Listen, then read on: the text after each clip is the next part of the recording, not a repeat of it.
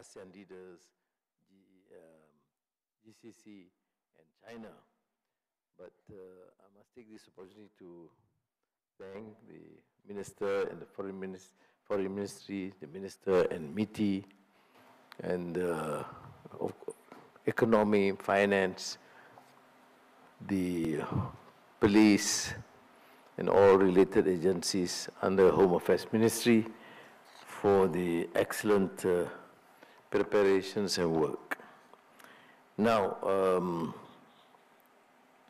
I must say that we achieved our objective, and this is due to the support and the spirit of togetherness of ASEAN leaders, and then our first real experience with GCC, because the first inaugural meeting in Riyadh was more a formality just to introduce the program, but this time there were a series of sessions and discussions and a very, very detailed, elaborate joint statement.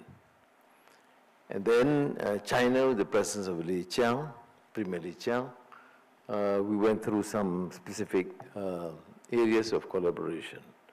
We will circulate the full statement. I do wish to read them, but I think even the more contentious issues like Myanmar, for example, there was some basic understanding on tariff, on joint project collaboration, all has been agreed upon. Saya ingin menyatakan penghargaan setingginya kepada rakan-rakan pimpinan ASEAN yang menunjukkan semangat setia kawan luar biasa yang memungkinkan kita mencapai kesepakatan dalam banyak hal.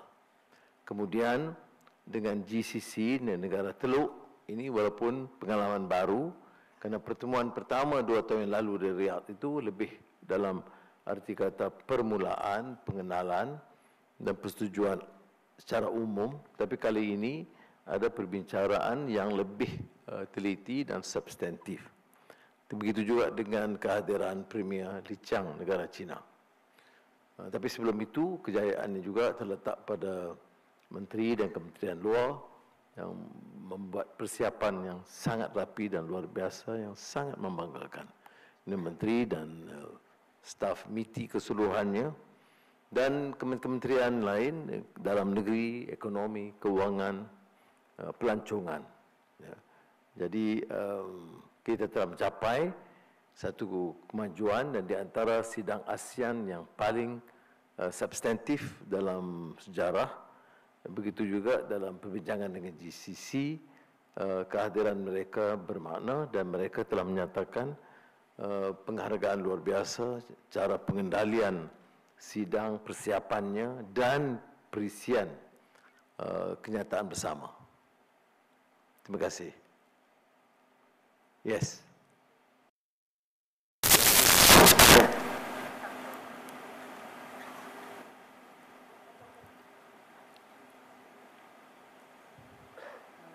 Actually, my question is some international issues. We know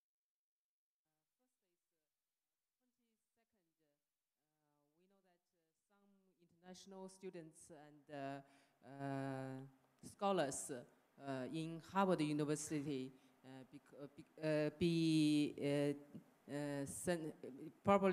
will be sent back, which influenced 6,800 students. We just don't know. Yeah, we will deal it. We will deal with it. We will deal with it and at the right time. Okay, next, because I want to confine to ASEAN, GCC, and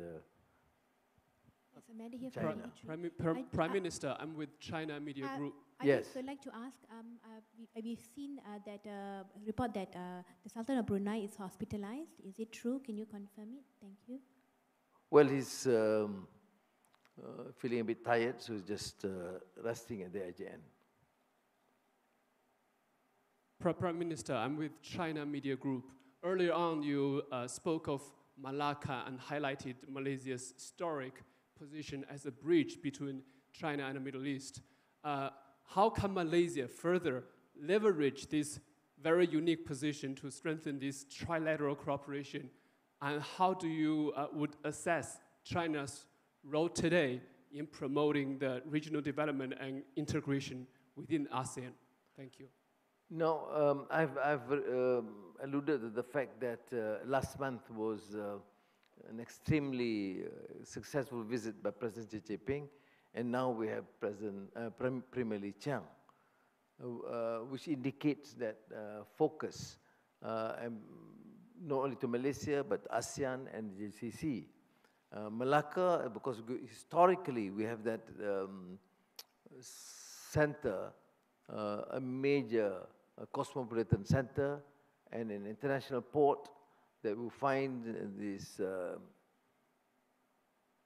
engagement with both East and West, for example, very heavy with China, India, and of course international, as Tommy Pires in his account would elaborate. So I'm saying it's not something new. That is why sometimes when people talk of globalization, they refer to only the impact of or an influence of the West. It's not necessarily so.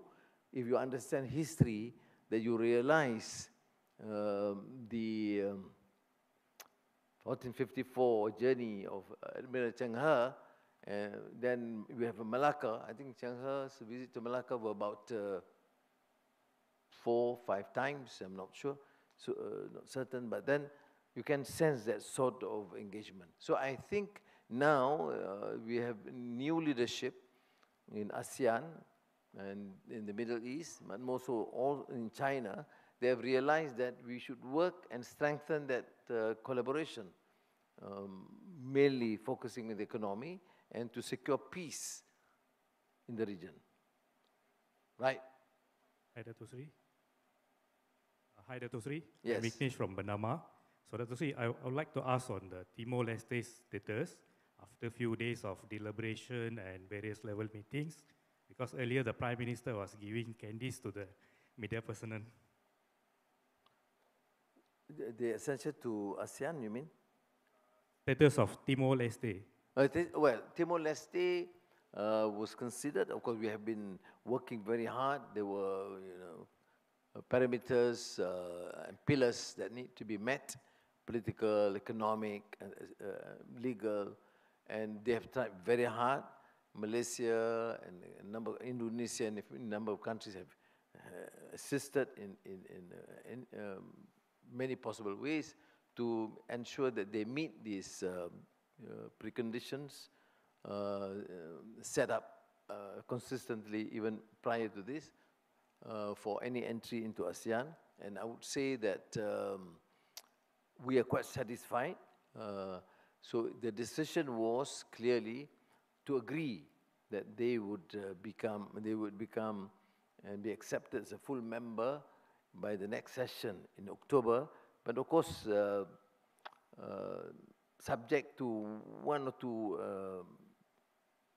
actions or reform to be undertaken, particularly to fulfill 1 or 2 conditions on the economic pillar. But the decision, the consensus was that we'll do whatever is necessary to ensure that they come in by October into ASEAN as a full member. I think that is also in the statement. Yeah. All right? Datuk Seri, Eileen from the Associated Press. Just 2 short questions. Number 1, is ASEAN planning to launch FTA talks with GCC?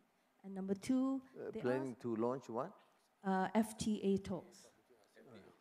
And number 2, there are some views that ASEAN... The first question, the answer is yes. Yeah. Second? That ASEAN seems to be tilting towards China with more partnerships and alliances. What's your view on this?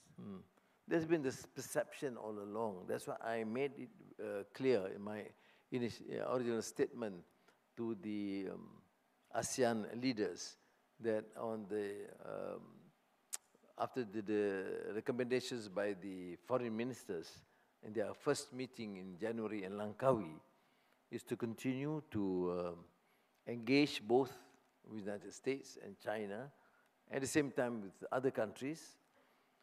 But so following that, I wrote to President Donald J. Trump to say that the foreign ministers, on the recommendation of foreign ministers, we agree to proceed with United States ASEAN summit. That was written. Then we have this ASEAN GCC China summit. So I don't think it's still thinking in any way. I mean, if it's tomorrow, I receive a letter from President Trump to say, yes, we'll have a summit in June, or not June, it's too fast, but then the next few months, I mean, we don't have a problem. What is the ASEAN's position? It's centrality. What is the focus? Welfare, well-being of our people, economic relations, trade, investments. So if it means working with the Chinese, yes, we'll do. The United States, yes, we have to, because as you know, Malaysia in particular is considered to have become the hub for semiconductor, and over 60% of our exports are to the United States.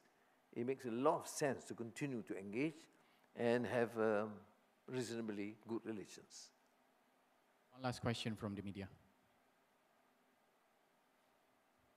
I'll try one more time. Datuk Seri Anwar from AFP. Perhaps it's a forward-looking question. I think my colleagues have asked most of the other questions that I wanted to ask, but perhaps it's a forward-looking question. Can you give us an idea what your expectation is when ASEAN meets again in October? What would you like to see at that point have happened, and what are your expectations for the next meeting? Thank you. Thank you. You know, this experience, due to the work of many of our officials and then translated into this sort of recommendation, is quite unprecedented. Things that normally would be deliberated or discussed in October has been done now. And we are moving forward. That, I think, to my mind, is a major change. Even on the issue of Myanmar, the consensus to continue to engage. And now we have gone to a stage where both parties are now in consultation, although at the lower key level, and to just focus on prolonged ceasefire or expanded ceasefire, then, or extended ceasefire, I'm sorry, then humanitarian assistance, and then proceeding with that, the initial discussion, but subjected to or confined to the broad parameters under the 5-point consensus, all right? Now, to me, it is certainly not a departure, but major progress in terms of getting them in. Timor-Leste, for example, after being protracted sort of negotiations with terms and no real consensus, but this time, finally, we reach a consensus. On tariff, for example, while proceeding with bilateral negotiations, Zafrul was there in the States, but the consensus was to have some sort of understanding amongst ASEAN that decisions should not be at the expense of any other country. So we will have to protect the turf of 650 or 660 million people. So I think, to me, is a major progress. Now, from there, of course, the ministers, various ministries, and the officials will have to work on what can then be affected in terms of real implementation of programs by October. Now, if you see the spirit of the ASEAN consensus and determination to be, I, of course, participate a long time ago, and recently, these last 2.5, 3 years, I've never seen such a plain, strong commitment. There's no choice. There's we must take whatever is necessary. FTAs, of course, GCC, FTA with EU, economic, intra-ASEAN trade, everybody admit something more to be done, more concrete. So by October, we want to see results. At the same time, we have PIANEGA, and then we have IMTGT. I mean, all these are being discussed, not in terms of pronouncements, but to effect real change would benefit our ordinary person. And I really sense this. There's a huge, dramatic change in terms of the attitude. We want it done, and everything must be in the name of ASEAN. I mean, people talk about, even South China Sea was discussed in the Code of Conduct. And we can see this is exchanges even between the Philippines and Premier Li Qiang. Sometimes through me, but sometimes directly. I'm not saying that all issues can be resolved now, but at least there is real, meaningful, positive engagement. And that is the new spirit of ASEAN. I am personally, of course, excited because I can see this more seriousness. Because otherwise, we talk about cohesiveness, to working together, but in terms of intra-ASEAN trade, in terms of making common decision to protect our turf in ASEAN, in geopolitical issues, sometimes we do not necessarily share, because people have their own national agenda. But not this time. They say, yes, we can go on the bilateral meetings, we can continue with bilateral engagements, but never, ever sacrifice the interests of the ordinary person and the interests of ASEAN as a whole. Terima kasih, maraming salamat, kamka, sese, nandri, lagi apa? Arigatou gozaimasu. Thank you, members of the media.